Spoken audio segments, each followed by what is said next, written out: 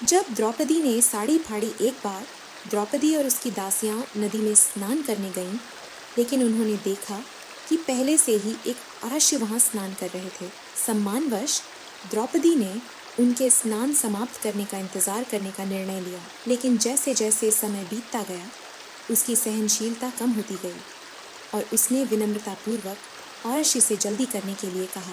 ऋषि ने समझाया कि उनके वस्त्र चोरी हो गए हैं, जिससे वे वहां फंस गए हैं। द्रौपदी ने करुणा दिखाते हुए अपनी साड़ी का एक टुकड़ा फाड़कर मदाद करने की कोशिश की, लेकिन नदी की तेज धारा उसे बहा ले गई। उसने फिर से एक टुकड़ा फाड़कर फेंका, लेकिन वही हुआ।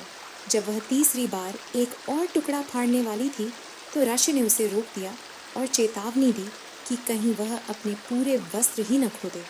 उन्होंने यह भी बताया कि वह अपनी दासियों से मदद मांग सकती थी, लेकिन वे आर्षि की दुर्दशा पर हंसने में व्यस्त थीं। अपनी गलती का एहसास होते ही दासियों ने हंसना बंद कर दिया। फिर आर्षि ने द्रौपदी की ओर देखा और उसकी करुणा से प्रभावित होकर उसे एक वरदान दिया।